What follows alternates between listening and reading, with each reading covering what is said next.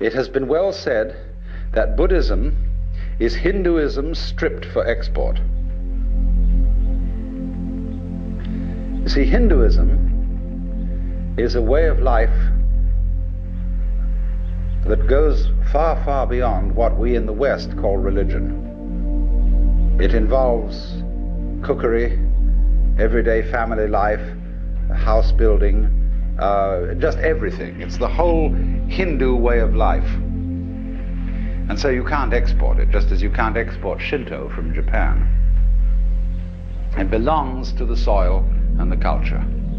But there are essential elements in it that can be transmitted outside the culture of India. And Buddhism was one of the ways of doing just that. So one might say simply this, to try and sum up what Buddhism is about. The word Buddha is derived from the root Bud in Sanskrit, B-U-D-H,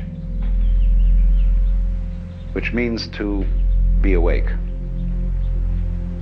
So the Buddha is the awakened man, the man who woke up. What does he wake up from? Obviously a dream. And what kind of a dream is this?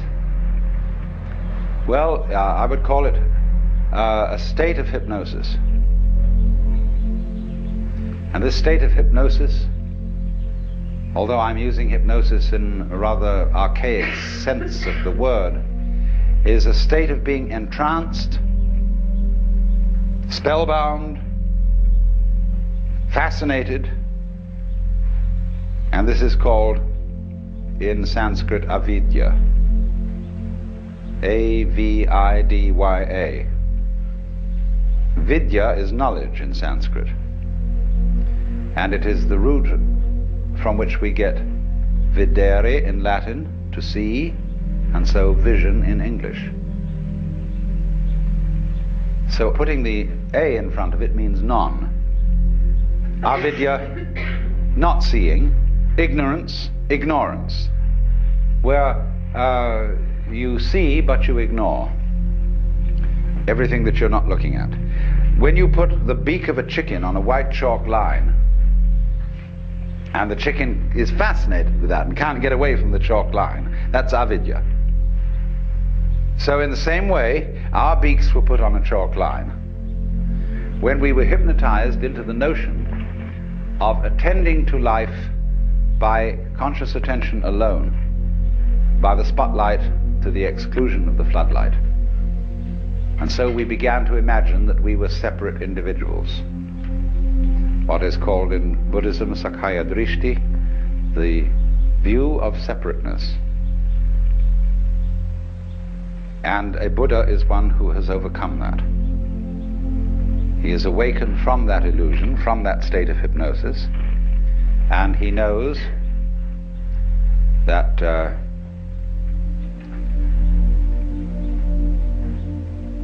well, I can't put what he knows in any positive terms. This is the special thing about Buddhism.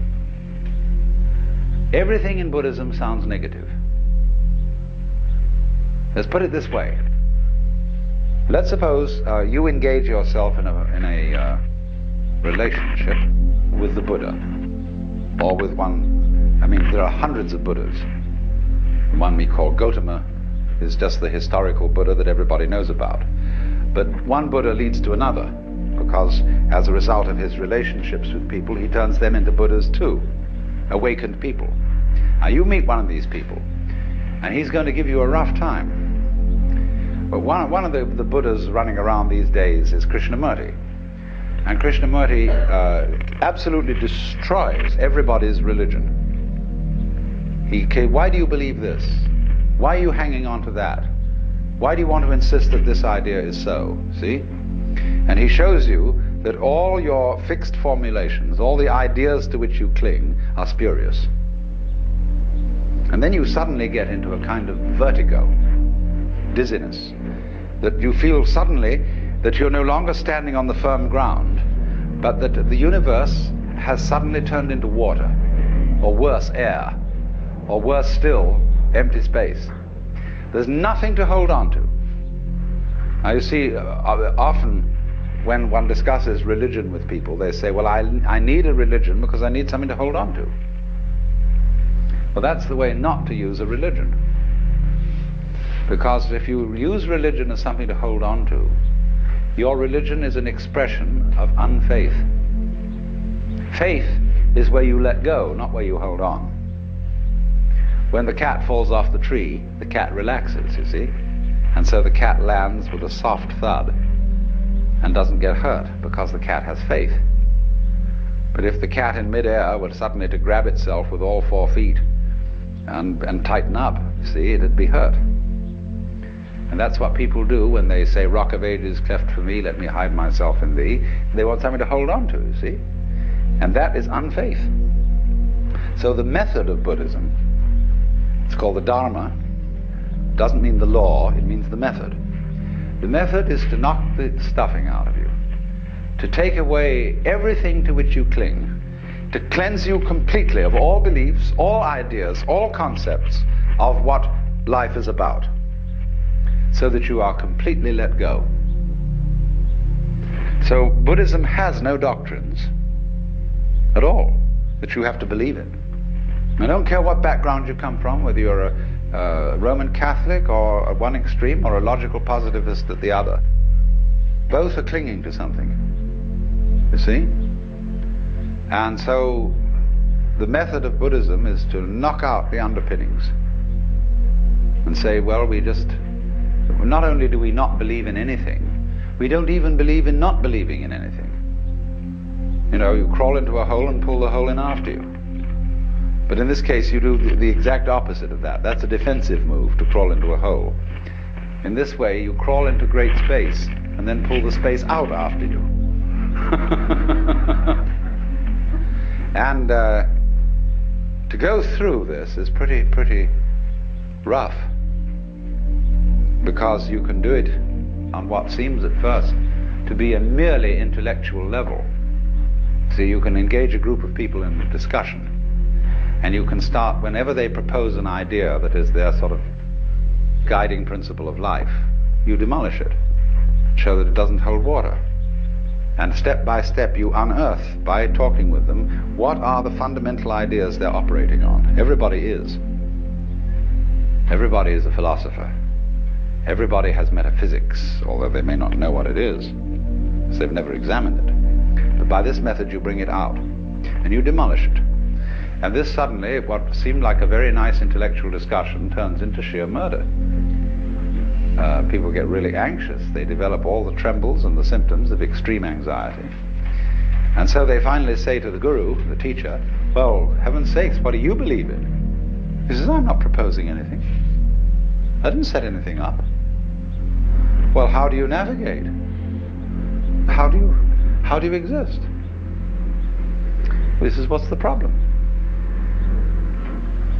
Because you see, what we're moving from, as I suggested a moment ago, we're moving from a state of affairs where we're accustomed to navigation on land to a state of affairs where we're in the water. And this is very critical for today, because the impact of modern science on Western culture has been very similar to this. In Christianity, we sing hymns like How Firm a Foundation and Rock of Ages, Ein fester Burg, a mighty fortress is our God. We've something to stand on. The church's one foundation is Jesus Christ her Lord, you know. And it's this firm thing. All right, suddenly all that disappears or becomes implausible, and we find ourselves swimming or sinking. Now, when you find that you're living in the midst of the universe of relativity, well, there's nothing you can hold on to. You've got to learn how to swim. And to swim, you've got to relax and stop grabbing. So this is what Buddhism does. When it says it's the art of let go, of non-attachment. Non-attachment doesn't mean that you lose your appetite for dinner. It means simply that you stop grabbing. You get rid of stickiness. Stickiness in the sense of, for example, when a wheel has an axle that's too tight and it sticks. You want to loosen it up a bit. You don't want it too loose. You don't want it floppy. Like a lot of people, when you tell them to relax, they become like a limp rag. It's not relaxing. Relaxing is having still tone, but it's a middle way. So this is entirely what Buddhism is about. It's about learning, for example, if I may put it in a vivid way, when you were born, you were kicked off a precipice. And there's nothing that can stop you falling. And although there are a lot of rocks falling with you, with trees growing on them and all sorts of things like that, you can cling to one of those rocks, if you like, as it goes down with you for safety. But it's not safe. Nothing is safe. Everything is falling apart. Everything is in a state of change. And there's no way of stopping it. And when you are really resigned to that, when you really accept that, then there's nothing left to be afraid of. And when there's nothing left to be afraid of, and you've given everything up, and you know that a lot of people in religion cling to suffering because they know they are right as long as they hurt. Oh, I bless the good Lord for my boils, for my mental and bodily pains. For without them my faith all congeals, and I am doomed to hell's ne'er-ending flames. There are a lot of people who know that they're right so long as they suffer. But that's an illusion too. Even suffering offers no security. Even suicide offers no security in Buddhism, you see. There is no security at all. You simply have to face this fact that everything is in flux and go with it. And so the question then is simply how to convince people of this, if anybody wants to be convinced. It's not the sort of thing you shove down people's throats. You don't convert them to this, because if they don't want to be converted, they won't let go.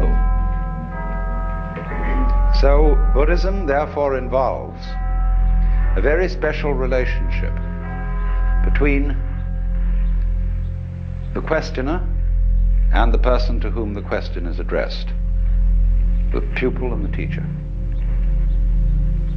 And now then, Buddhism came to China as early as 60 AD, but didn't at that time make a very great impression.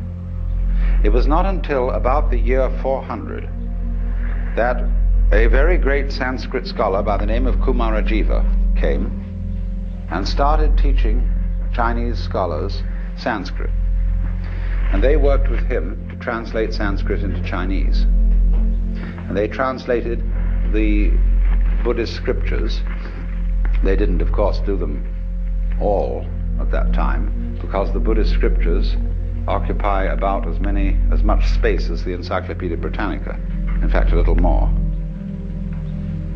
The Indians are great talkers. Well, anyway, they found that when they translate this into Chinese, you had to find equivalent Chinese words for the Sanskrit ideas, and they found these from the Taoist philosophy. Well, slowly then, Indian attitudes began to be modified by Chinese attitudes, because the Chinese read into these translations Taoist meanings. So things got a little altered. Now here came the alteration that is crucial. First of all, in Indian Buddhism there's very little humor. But Chinese life is full of humor. The greatest philosopher of China, Zhuangzi, is the only philosopher who is, I think, in the whole world, who is profoundly humorous. There's a book in the modern library, published by Random House, called The Wisdom of Lao Tzu. And this is translated by Lin Yutang. And he includes, along with the translation of Lao Tzu, huge sections of Zhuangzi. And this is absolutely fascinating because of the humor of it. Indian Buddhism had very little humor. Some, yes, but very little. Next, it was all tied up with celibacy, which to the Chinese was absolutely incomprehensible. Because Chinese civilization is rigged around the family to a far greater extent than ours is, which is saying something. And they couldn't see any point or any wisdom in celibacy. When Buddhism came to China, it still retained a certain element of celibacy, but for different reasons than Hindu. The Chinese way of celibacy is not that sex is naughty, but it's terribly convenient not to have a wife.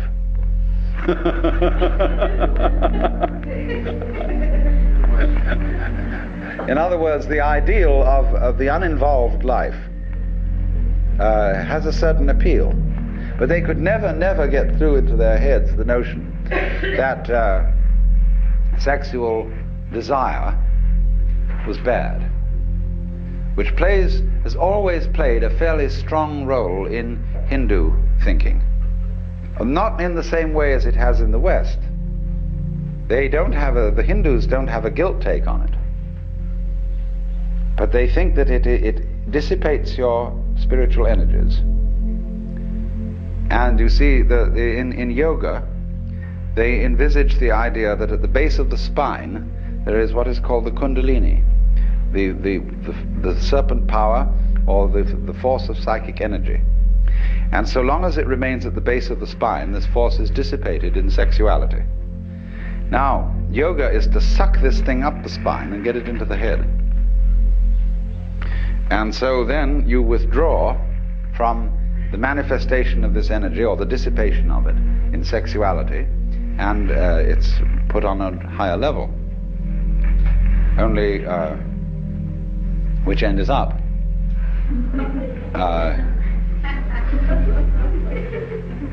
You can do it the other way too. They have what's called the right-hand way of doing it and the left-hand way of doing it. I'm not going to go into that now. But the Chinese didn't see it that way. They couldn't see that it was a dissipation of energy.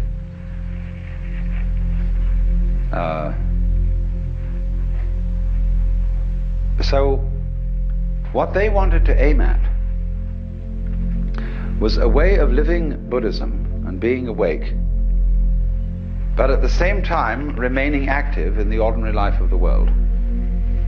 It's what's called, in their phraseology, being king on the outside and a sage on the inside.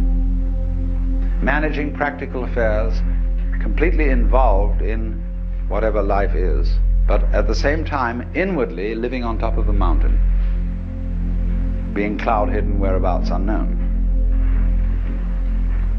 So Chinese Zen is the preeminent expression of this, because it is the mixture of Indian Buddhism and Chinese Taoism plus a certain Confucian practicality. Zen developed out of the work of Kumarajiva, came into China at, as I said, 400 or a little before. He had two disciples who began to work on Buddhism from a Taoist point of view, and they were actually the originators of Zen. Then apparently about shortly before 500, as the dates now check out, another Indian came to China whose name was Bodhidharma. And Bodhidharma was the person who touched off Zen as a specific movement. Bodhidharma had a pupil by the name of Eka, Huike in Chinese. Eka is Japanese pronunciation, like Zen is the Japanese pronunciation of the Chinese Chan. And the story is that when Eka came to Bodhidharma, Bodhidharma refused to accept him as a student. All Zen masters do this. They reject you. And this stimulates you, you see, to come back stronger. If you're going to learn at all. And Ekar came back stronger and stronger and stronger, and Bodhidharma resisted him stronger and stronger, and finally he cut off his left arm and presented it to Bodhidharma and said, look, here's my left arm given to you as a token that nothing in the world matters to me except to find out what you're all about. All right, he said, what do you want to know?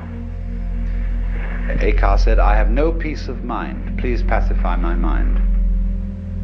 In Chinese, mind is this word pronounced shin. And shin is here.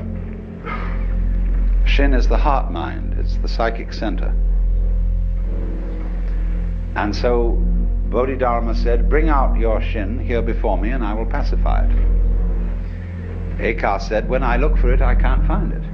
Bodhidharma said, then it's pacified. And Ekar immediately understood what all the thing was about. That's the experience called Satori in Japanese, Wu in Chinese, Mandarin, and in the Cantonese dialect,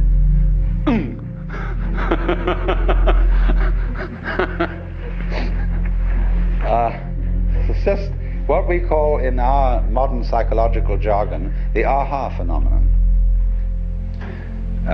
The aha phenomenon. Aha! Now I see. Well, now, what was all this? This Zen is a translation of the Sanskrit word jnana. And so this is being pronounced Chan in Chinese and Zen in Japanese. It is unfortunately untranslatable in English. It designates a certain state of consciousness that is sometimes called meditation, but that won't do it all. Contemplation isn't really the point. Chinese have a different word for contemplation. And sometimes one-pointedness of mind. I would prefer to translate this word with the notion of total presence of mind. When we say a person is crazy, we often say they're not all there. Now go to the opposite of that and visualize a person who is completely there, or who is completely here. A person who lives totally and absolutely now. That doesn't mean he's incapable of thinking about the past or the future, because thoughts about the past and about the future are included in the present. You have them now.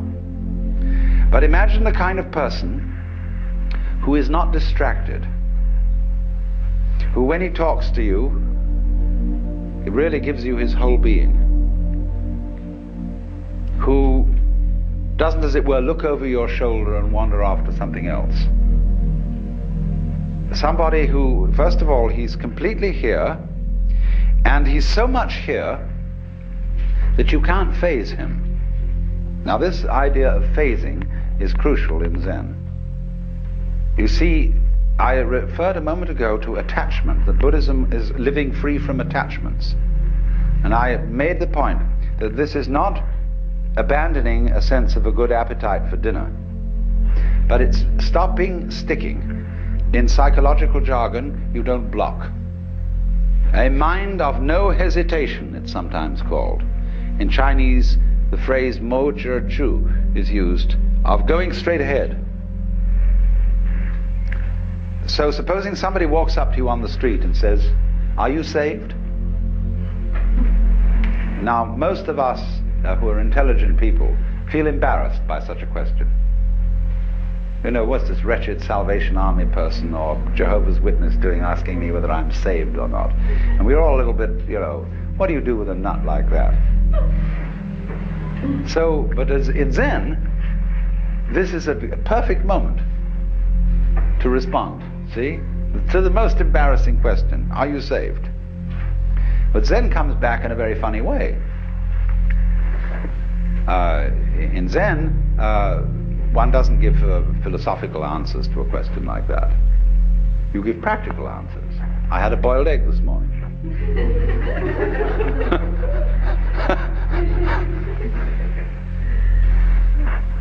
Because whenever you are asked about matters sacred, theoretical and philosophical, you answer in terms of things earthy and practical. But then on the other hand, when you are asked about things earthy and practical, you answer in terms of things religious and philosophical. Is dinner ready? You know? Who's asking this question? Who are you? So, this is then the flavor of Zen, is, you know, Bodhidharma is supposed to have meditated so long that his legs fell off. And he's usually drawn this way, something like this anyway.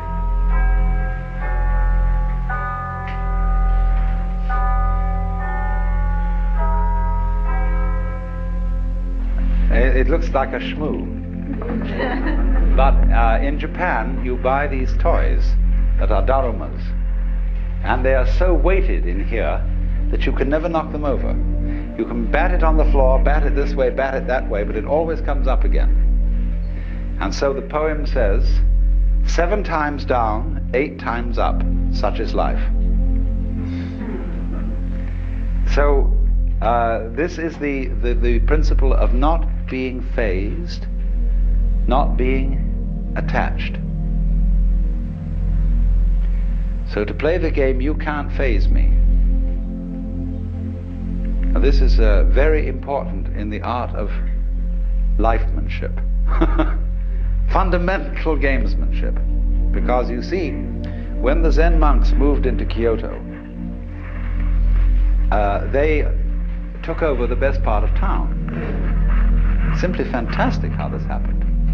The beautiful hills were occupied by the brigands who later became the Japanese nobility. The great daimyos, these were the toughest characters. And the Zen monks played a game with them, which was that, you know, you possess all these lands and you're powerful and so on, but so what? It's all falling apart. Then what will you do? Well, they said, that's too bad, we don't know. And the Zen monks said, oh, you haven't got the hang of the thing, you see. So they found that they couldn't terrify Zen monks. That they played all sorts of tricks, but the Zen monks were better masters at it. See, supposing you say to somebody, look, I'm not afraid of you. You can do anything you like. You can kill me or anything at all. Well, if I go and kill the fellow who says this, I'll never find out whether he was afraid or not.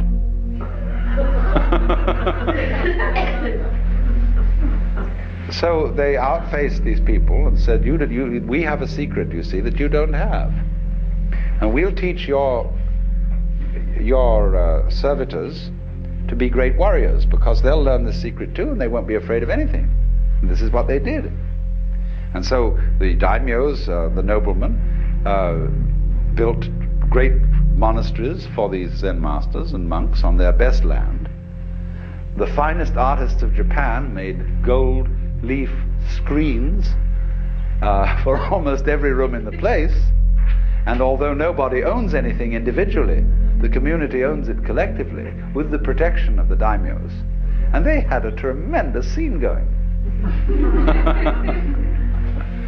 Now, to us that sounds extremely weird, even immoral. You don't expect religious people to do things like that. No, I know you don't. If the religious people are self-righteous and have no humor.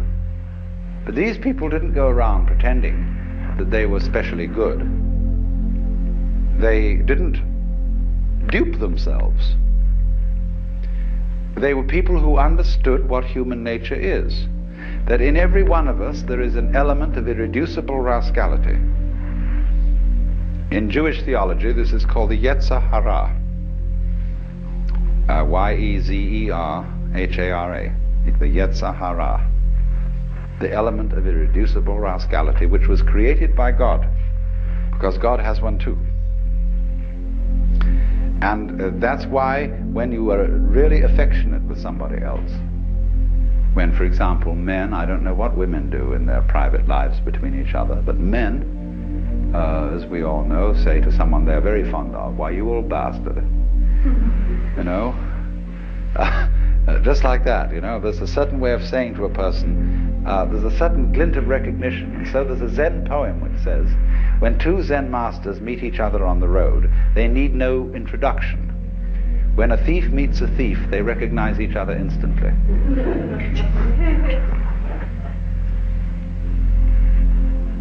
And this goes back, you see, again into the heart of Chinese philosophy, that human nature is considered to be basically good. And even the rascally elements of it are good. They are the sort of salt in the human stew. There has to be this little thing that human passions and that the natural contentiousness and greed or whatever that we have is an essential element in our makeup. And that when people lose sight of that, they go mad.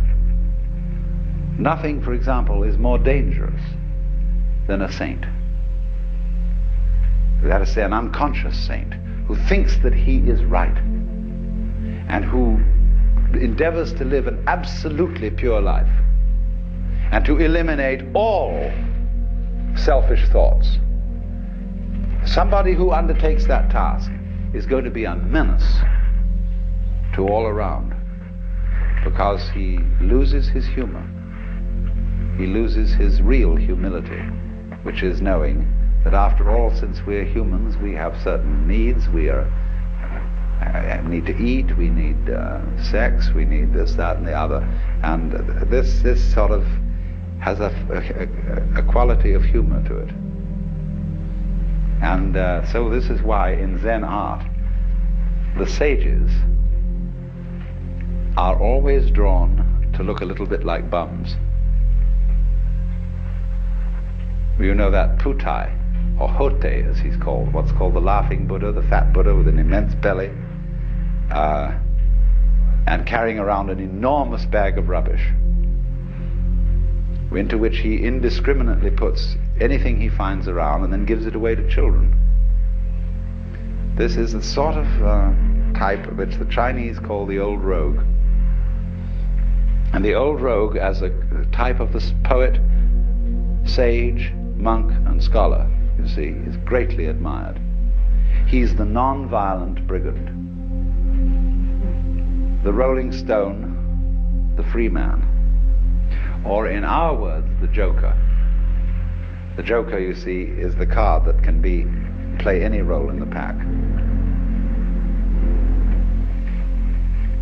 So then, Zen developed in China after Bodhidharma's time and came to a sort of golden age in the Tang and Sung dynasties. The golden age of Zen lies between 713 AD and approximately 1100, 1200, 11 to 1200. That's the great creative period in which all the marvelous masters emerged and during which Zen exercised a profound influence on the development of Chinese poetry and painting, calligraphy and scholarship. Then between 11 and 1200 it shifted to Japan and underwent a new development, rather different in quality and in tone. And after it had done that for some curious reason, which is a very complicated historical question, it slowly faded away in China. So that as we find it today, it is principally a Japanese phenomenon, and it is slowly fading in Japan and slowly growing in the West. It's a very funny thing. Now then, let me indicate what Zen training, what its method is. How does it work? I said before, what is involved is a dialogue, an interchange between two people. One who has defined himself as a student and has therefore defined the other as the teacher. There is no teacher until a student arrives, no problem until a question is raised. So students create teachers. If you ask a question, you get 30 blows with a stick. If you don't ask a question, you get 30 blows with a stick. Because you put yourself in statu pupillari. You've defined yourself as having a problem. Now nobody really has a problem, but the Maya, the game of life, is to pretend that you do. Going back to fundamental Hinduism, the Godhead, or the Self, pretends it's all of us, and so gets lost, and so has a ball, and dreams all this goings on. So when you're on your way out from the dream, it suddenly occurs to you that you have a problem. Life is suffering. You would like to get out of this. So one such student went to a Zen master and he said, we have to dress and eat every day. And how do we get out of all that? In other words, you might ask the question in this way. We have to work, get up Monday morning, go to the office, do all this routine, sell something and so on. How do we get out of the rat race? So we have to dress and eat every day, and how do we get rid of all that? And the master said, we dress, we eat. The student said, I don't understand. He replied, if you don't understand, put on your clothes and eat your food. This is the kind of dialogue so characteristic of Zen. So the position is this. The master, on being approached by a student about the problem of life, says, I have nothing to teach you. I'm a Zen master. I have nothing to say. Zen is not words. And furthermore, everything is perfectly clear. There was a Confucian scholar who went to a Zen master and said, what is your secret teaching? And he replied, there is a saying in your own teacher Confucius which explains it all. Don't you remember when Confucius said to his disciples, do you suppose that I'm concealing something from you? I've held nothing back. And the scholar didn't get this. So a few days later they were walking together in the mountains and they passed the wild laurel bush. And the Zen master said to the Confucian scholar, do you smell it? He said, yes. He said, you see, I'm holding nothing back. So the position of the Zen master is, there is nothing to tell you. There is no, we're not offering you any panacea, any solution, any doctrine, any big goodie to the problem of life. Because the problem is an illusion. Well, then the student under these circumstances thinks, well, this is some sort of a come-on. He's testing my sincerity. And of course the nothing which he has to teach is the mystery of the great void. See, he doesn't take it as meaning just plain old ordinary nothing, but the great void. And so he persists. And the teacher makes him persist until he gets way out on a limb. He has to persist so much that he practically dedicates his life, saying, just as the way Huika symbolically cut off his arm. The student is put in the position of dedicating his life to solving this thing and getting what that teacher has. And of course there wasn't anything all along, but he's been put in that position. So then once he's in statu pupillari, once he becomes a student, he's put through all kinds of hoops. They make him learn to meditate, to sit cross-legged, practice zazen, And then they also add to the trouble by asking impossible questions, which are called koan. And these questions are palpably absurd. What they're saying, essentially, at least the elementary koans are all concerned with this, are requests for behavior on the part of the student that will be perfectly genuine. In other words, show me who you are. Now wait a minute, I don't want to see any social definition of you. I don't want to know your name, your address, who your parents were. I want to see the absolutely authentic you. It's like existentialists talk about authentic being. Or it might be in the same way a confessor, father confessor in a Christian sense could say, now give me a really good confession. What is the thing, bad thing you've really done? And you confess to him adulteries and murders and thefts and sacrilege and blasphemies and cussing and so on. And he says, oh, no, come off it. Those are only trivial sins. Come on now, what is the really awful thing you've done? I don't know, what, me? This is the backwards way of doing exactly the same thing a Zen master is doing, saying, who are you really? Are you anybody? Is anybody home? Have you got anything? And they do things like making you shout. See, this word is a very important word in Zen. Nothing. Mu. It's represented by the empty circle. The word mu in Japanese. So they say, now say it. Say mu.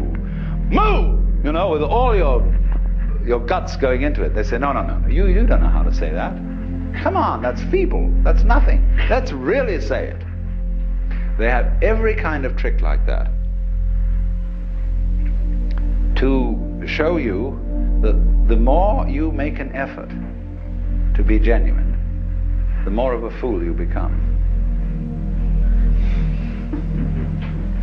And they tie you up in knots until you're desperate. There was an American Zen student who was on a Fulbright, and I gave him a year to study Zen. And he started to panic because he had only a month to go and he hadn't realized it. And he knew he had to, and he went to the Zen master and said, damn it, he said, look, I've only got a month left. And the master said, all right, we'll have what we call oseshin. You know? Oseshin is an intense meditation practice where you only sleep 3 hours a night sort of thing, and you meditate all the rest of the time. Let's go, let's really do it. And every day, 3 times, you come to me and present the answer to your Zen problem, your koan. And it got worse, and it got worse, and it got worse, and he got more and more desperate. That here was this Fulbright going to end, and he wouldn't know what Zen was all about. Well, practically on the last day, he suddenly saw there was nothing to see. You know, it's all right the way it is. And this tremendous illumination, this load off his head, was of course what the master was trying to make him do. And now in the ordinary way, if you're not on a Fulbright and you can stay around further in Japan, the master will then play a trick on you. He'll say, oh, now that's wonderful. You got your foot in at the gate. You realize there's nothing to realize. You realize the void. There's nothing to cling to, you see. There are no barriers, no blocks in any direction. It's all transparent. But that is just the beginning. And it's all a necessity now for you to discipline yourself much harder, to make great efforts, really to get through. So, what are you going to do about that? The student may say, well, I don't know. I've had enough. I think I've realized what it's all about. And he goes away. Sometime later, he begins to worry. Because, you see, the great emotional relief of this insight begins to wear off. And life begins to look ordinary again. And so he thought, maybe I did miss something. And that was a very good master I went to. and I better go back. So back he goes. And the teacher comes on very, very tough and says, you're no good. You didn't stick with it. Why should I take you back? Oh, Master, I'm so sorry. I didn't realize I was young and inexperienced, and now I've come to my senses. So the teacher finally says, all right, you're on probation. So again, he starts another koan. And this one comes in from a completely different point of view. And he's got others that come from this way, and from this way, and from this way, and from this way. And the point is always, so long as I can beguile you as a teacher into thinking there's something you can get, you need to study with me. When I can no longer fool you into thinking that there's something to get out of life, you'll know that you're life. You don't get something out of it, you're it. But so long as you can be phased and you can be taken in by the teacher, you need a teacher. But so in the end, when the student no longer needs a teacher, and he sees that this old boy has fooled him the whole way through, he says at the same time, profound respect, and you wonderful rascal.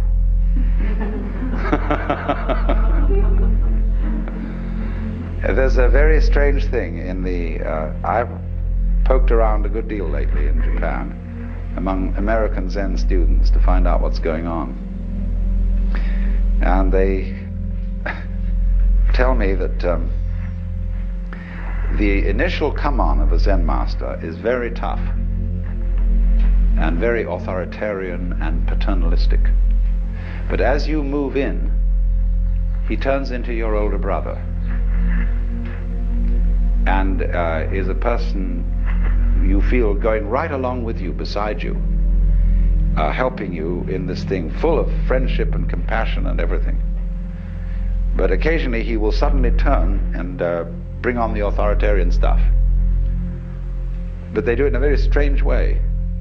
There was a Zen master who on a Saturday morning, when he should have been woken up at 8 o'clock, was woken up at 7, or whatever the time was. No, he should have been woken up at 8 on Saturdays and 7 on weekdays. So this was a Saturday, and his attendant monk came and woke him up at 8. He was immediately looked at the clock and was absolutely furious that he'd been woken up an hour late because he didn't know it was Saturday. So he struck out at this monk in a rage. And the monk said, Master, but it's Saturday. He said, oh. Anger disappeared, absolutely serene, no apologies.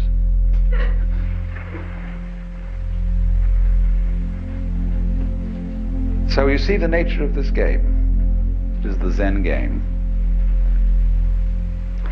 And I seem to have given away the show to you. I've told you all the inside mechanics of it.